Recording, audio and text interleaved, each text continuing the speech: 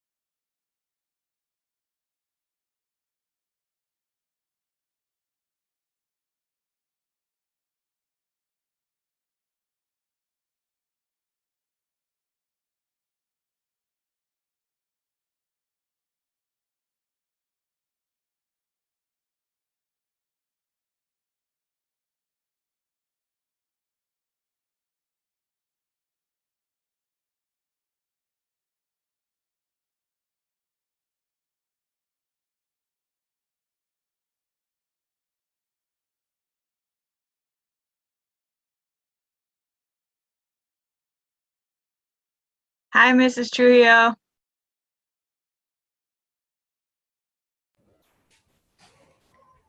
Hello. Welcome to tonight's meeting. Thank you. Write in the chat who you are so we know who is participating tonight. I have a feeling it's going to be just a couple of people.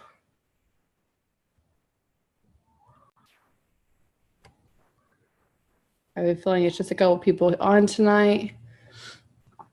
And then this will just be recorded. I did find out today that there is an expert for Dash and Dot at Seminole campus. So hopefully we can get a hold of her and have her give us some more information about how they use Dash and Dot in the classroom.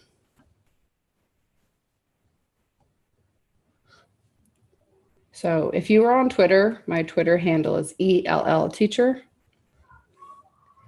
So the objectives for tonight is to become familiar with Dash and Dot, know there are resources for the classroom, make a plan on how and when to use them in the classroom.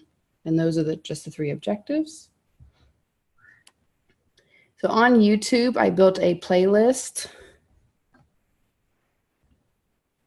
So let's see if it will actually go to the playlist.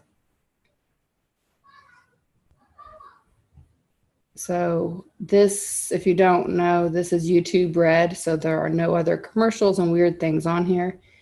But I'm not finding a whole bunch of stuff for Dash and Dot for resources. I know that it's out there, and I'm glad the lady at Seminole is more of an expert in it, because Dash and Dot are really nice, just like all the other robots, but we want to make sure that when they're in the classroom doing something, it applies to the standards.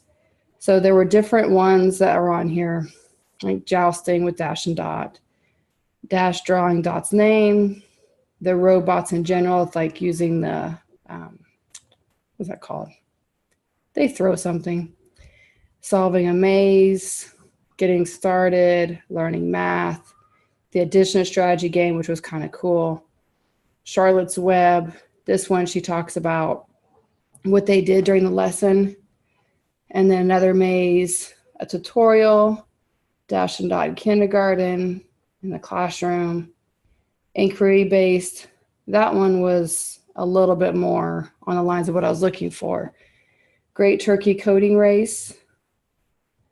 There's the Charlotte's Web one, Transporter, a math game, xylophone. And then there is an actual robotics competition for Dash that people can join, and you can have like a team of 1 or a team of like 5. And so if any of our students wanted to join it next year, so those are about that one. There's Artbot, drawing a circle, going bowling, and tutorial, and then more of them using the tape on the ground.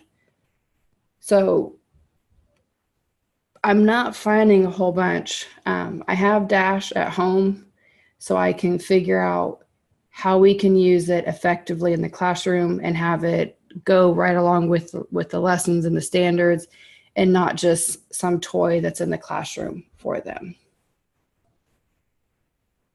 Oh, good. Good. And we have a Dash that you can take home from the school and practice as well. So you guys can practice with it and see if we can come up with some lessons and some resources. So that's the playlist. So here's a Dash intro. We'll see if it actually plays. What's best for your child? In today's world, computer literacy is as important as reading, writing, and math. Introducing Dash. Dash is the heart of a learning and storytelling platform that grows with your child. With free apps and accessories, your child can customize their robot experience as they program and learn to code. Wonder Workshop. Smart robots for curious minds.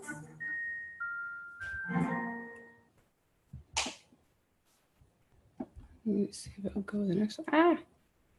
So this one was decent.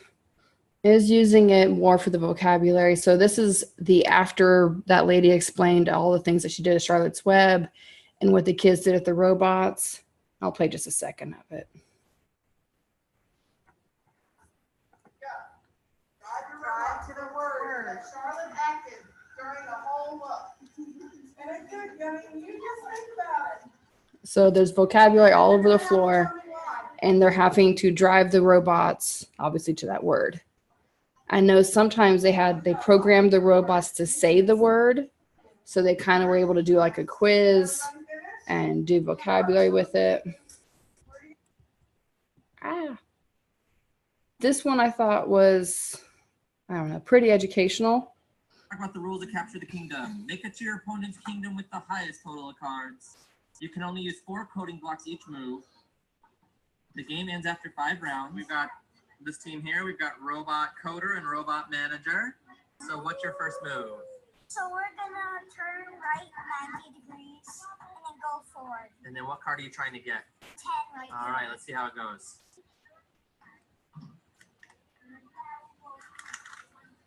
And bravo. The 10 is yours.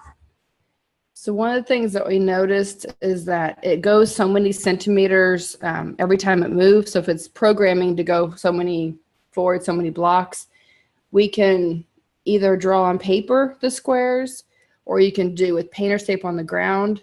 But I did see some of them that just did painter's tape and they just drove until they got there. So it wasn't necessarily an exact, but we could, just like the Bebot, have little squares and have the robot go on it.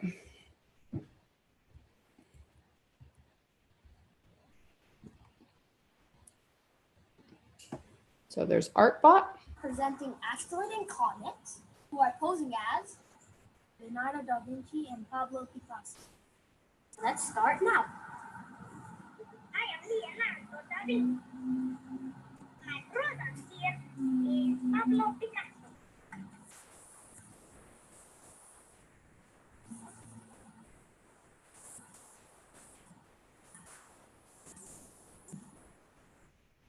We do have the robots. We do have the pieces like this one, and we do have Legos, so we could build things on the robots.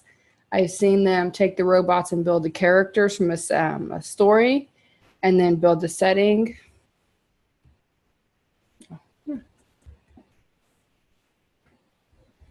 This one's for math. We're at Shady Hills Elementary School today, and today we used our friend Dash to learn about turns and angles in a 4th grade math class. Do you know 6 times something to get 36?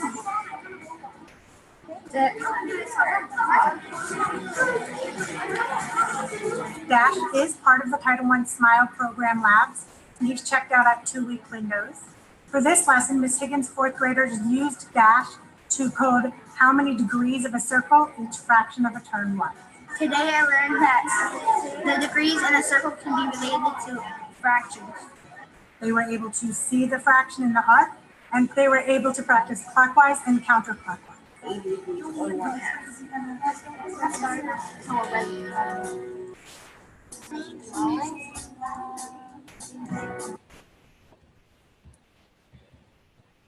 Okay.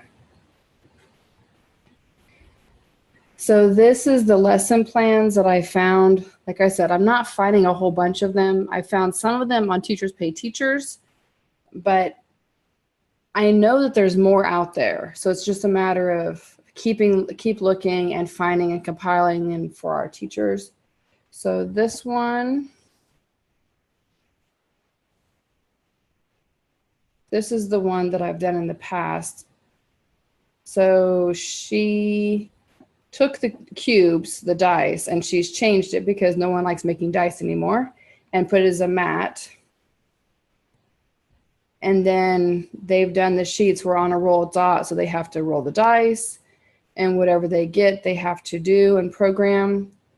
And these are all very nice, and I like them for coding, but it's a matter of, it's still not the science standards. It's still not the math standards. So, I mean, it could be following directions. It could be doing sequencing, but, and then they also did writing. But so I'm still spending the summer looking for more integration into the classroom and not just really cool lessons. So they do have the mats here. They do have the worksheets. They have the die. So these are really good, and I've used them with classes and groups. But again, I'm still looking for content-based. And this one,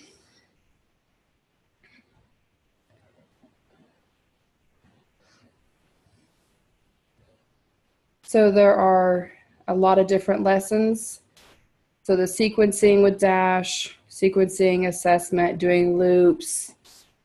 So there are lessons for Dash. And you can go through them. But again, I'm still looking for content lessons.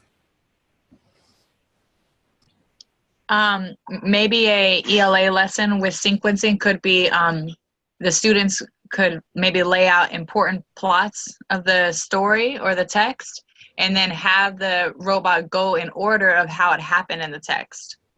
And that goes into the 2.5, like the story structure and how everything adds together to make up the whole story. Maybe. Okay. I'm not sure. I'm just seeing it when I see sequencing. I'm seeing that. Yep. The Dash has and Dot has 6 spots that you can record. So you can actually do the story in little bitty tiny, like 5-second intervals. So you can record your own voice into the robot too. How to work. Okay, so there is 2 lessons that I found on Teachers Pay Teachers that we can check out with the robot. So there's geometry and the playing field. The roles, which was what was really big with the STEM people when they came out, is our kids need to have their own roles, which means this has 4 people per robot. And if we have 4 robots, that's at least 16 people entertained at once. So this goes through the competition, and then where they start, and then they basically have task cards, which is a similar thing that I've seen with a lot of different, even a Sphero robot, is that when they get to a certain spot, they answer questions. So really, any task cards that we can come up with, you can kind of just go to that point and answer the questions. Yeah, that would be good. But yeah, so they have the call competition. So that was one of them. And then the other one was just about using Dash and Dot. What do they do? And then programming with Blockly, which is the same thing as code.org uses. This one is write a song using Dash. So you can actually use a xylophone that we do have, and they can write a song. They have dancing. So some of these are, like I said, it's going to be kind of a stretch to find an exact lesson. I like the geometry one.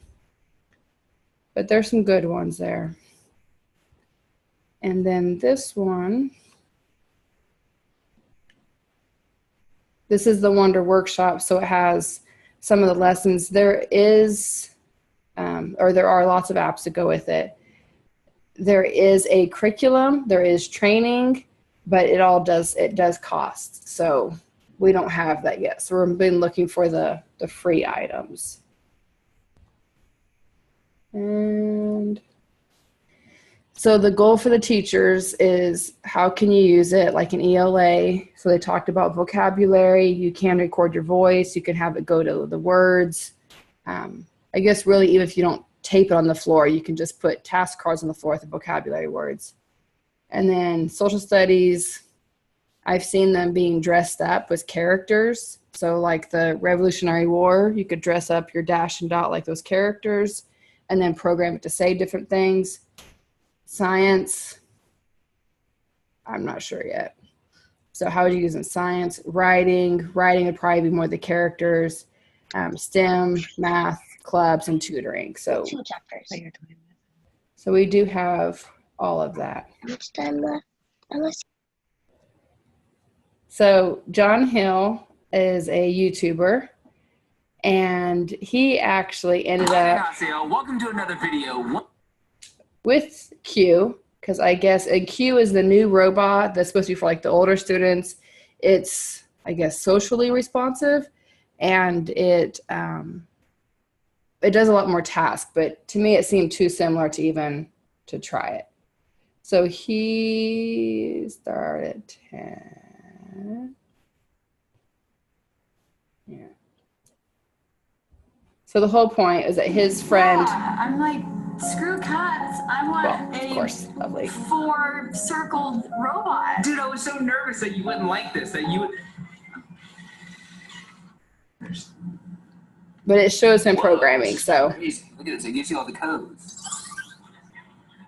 I did it.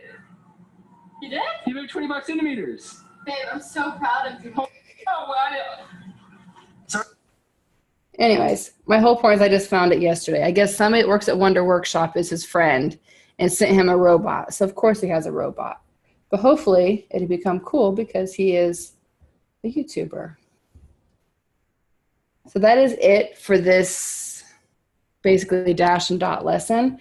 I have Dash at home so I can practice and figure out what we could do with it, how we could use it, the different apps, which one would work better. And then I do have a Dash at the school, my office, if you want to check one out too. And then if anybody else wants to practice with it. So that's it. That's all I have. You have any questions? No questions. I saw it at the library, and then I saw it in here, and I'm eager just to see how they use it. It's an 1.5-hour course for kids. I think 6 through 8. So I'll see how they use it with that younger group. And at the library, they try to incorporate, reading into their Whiz Kids lessons. So I'll try and see if I can record some stuff. They try not to let parents in there, but I'll tell them I'm trying to do like a parent and teacher double observation. The library, at least Edgewater, does come out to do stuff. Are you going to Edgewater? Yes, that's the one I'm going to tomorrow. Perfect. So maybe I can even talk with them if they would be willing to come out to the school or even to the mini STEM conference. Yes. And I actually told Edgewater to come to the mini STEM conference. So if they want to bring their robots like Dash and Dot or anything else to show teachers how to use it in their classroom, we would love that. Yes, I really like the idea with the task cards, definitely in the testing grades. Those could be a great, when it starts getting time for FSA review, a great way to keep it still fresh and fun. Yeah. And reading, even if so, just going to the answer, like Plickers, they read the text and then A, B, C, or D, but coding in between, that would be engaging. That'd be good. Yes. Thank you. All right. Well, thank you. Have fun. Let us know how it goes tomorrow. I will. Okay. All right. Good night. Have a good night.